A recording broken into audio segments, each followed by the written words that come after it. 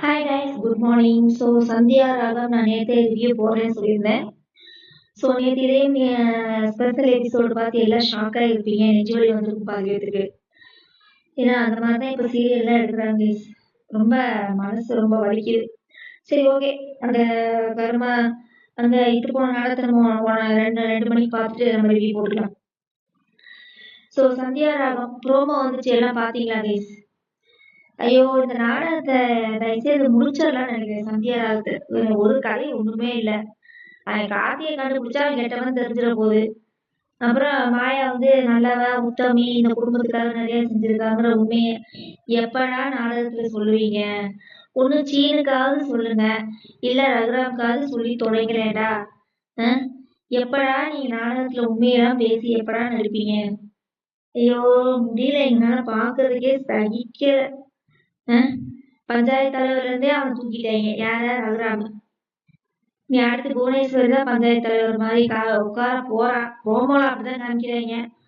அதுக்குள்ள நம்ம யாரு எதையும் சாதிப்பாங்களையா ஜானகி அண்ட் மாயா ரெண்டு பேரும் புவனேஸ்வரி கிட்ட போன்ல வா வாழ் வாழ் வாழ் வாழ் வாழ் வாழ் ஏய் ஏய் கத்திக்கிறாங்க ரெண்டு பேரும். நான் 3 பேரும் இந்த சைட்ல இருந்து புவனேஸ்வரி கத்துற, அந்த சைட்ல இருந்து அவ கத்துக்கிறாங்க. எப்படி நீ என் புருஷனை இது பண்ணலாம்? அப்படிதாண்டி பண்ணுவேன். என்னோட ஓன் ரிவ்யூ தான் கைஸ். சரியா, நான் நாடகத்துல என்ன பேசினாங்கன்னு எனக்கு தெரியாது. நான் பொம்மை வச்சுதான் பேசிட்டு இருக்கிறேன்.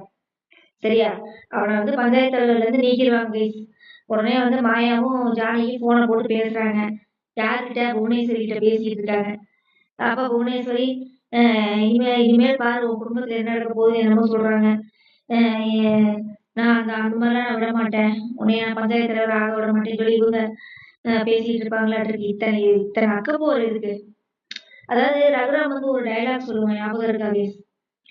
நேத்து எபிசோடா, நேத்தா இல்ல சனிக்கிழமை எபிசோட சொல்லுவான், இந்த குடும்பத்துக்காக நான் எத்தனை அவமானங்கள் நான் சந்திக்க போறேன்னு எனக்கு தெரியலேன்னு சொல்லுவான். ரொம்ப கஷ்டமா இருக்கும்.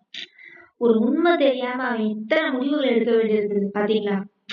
இந்த 2 பொம்பளையும் சேர்ந்து ஒரு உண்மையை மறைக்கிறதுக்கு ஒரு ஆம்பளை என்ன பாடுபடுறான் பாத்தீங்களா?